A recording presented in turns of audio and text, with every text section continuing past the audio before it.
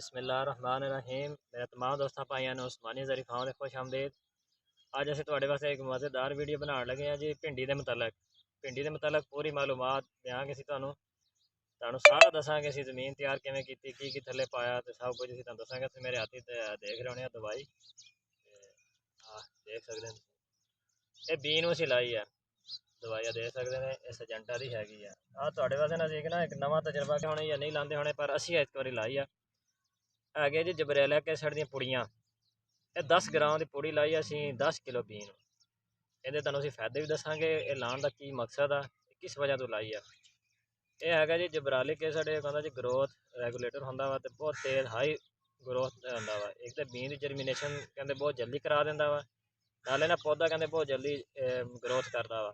इस वजह तो लाया पहले साल लाई है असीं तजर्बा किया वा। तुहानूं इंशाअल्लाह जर्मीनेशन भी विखावांगे ते ग्रोथ भी विखावांगे ते रिजल्ट भी विखावांगे। दूसरी गल असीं ये करनी है असीं जमीन माशाअल्लाह थल्ले तैयार की बड़ी तसल्ली नाल ते असीं पाई सी थल्ले आलियां गोबर आलियां 8 ट्रालियां असीं रोनिंग की कलोरी पाई है थल्ले असीं वट्टां कढ़ियां कढ़ के अज असीं ना मेरी भिंडी लगती पई है स्क्रीन पर देख सकते होने पिछे आप देखते हैं तुसीं भिंडी लग रही है मेरी अज तकरीबन ना मैं घर का बीन तैयार किया 23-24 मेरे हाथी बीन देख सकते हैं तुसीं माशाअल्लाह दाना बहुत सोहना बीन है 23-24 पिछले साल असीं ना तैयार किया खुद घर बीन। तकरीबन ना मैं 15 तो 20 किलो बीन लवा देना किले दे विच तां जर्मीनेशन चंगी आवे औसत चंगी देवे। ते भिंडी जिहड़ी पाकिस्तान ना साल 2 दफ़ा काश्त होंदी है। एक तो काश्त होंदी है फरवरी ते मार्च फिर जो इहदा दूसरा स्पैल होंदा ना वो जी होंदा वा मई ते जून का। जी फरवरी मार्च होंदी है ना फरवरी से ज़्यादा सर्दी होंदी है इन्हें अक्सर जर्मीनेशन वास्ते या सही जर्मीनेशन कराने वास्ते ना टैंपरेचर इन्हूं चाहिए होंदा 25 तो लाके 28 का।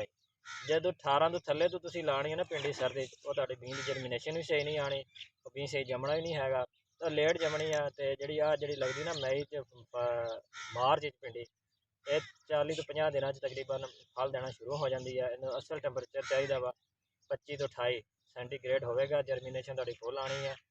गल करने का मकसद यह है कि ला देंगे और जर्मीनेशन ही पूरी नहीं आती फिर बीआं तो क्लेम आ जाता तो इन्हें दर्जा हरारत चाहिए होंदा 25 तो 28 सेंटीग्रेड। शुक्रिया। आ तुसीं देख सकते हो इन्हें लेबर लगी हुई है भिंडी लांदी भी है अरेज भी तुसीं देख सकते हैं चंगी तरह।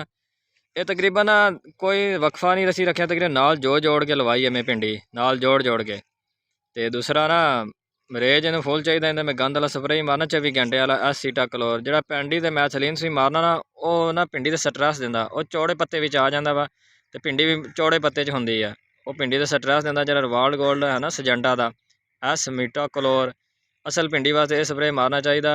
ये माशाअल्लाह इनका रिजल्ट बहुत है। हुण असीं रेज तुसीं वेख सकते हैं भिंडी ते ना फुल चढ़ जाना वा शाम ताईं असीं 24 घंटे वाला स्प्रे मारांगे। तुसीं वेख सकते हैं लेबर लगी हुई है तो भिंडी लग रही है साडी।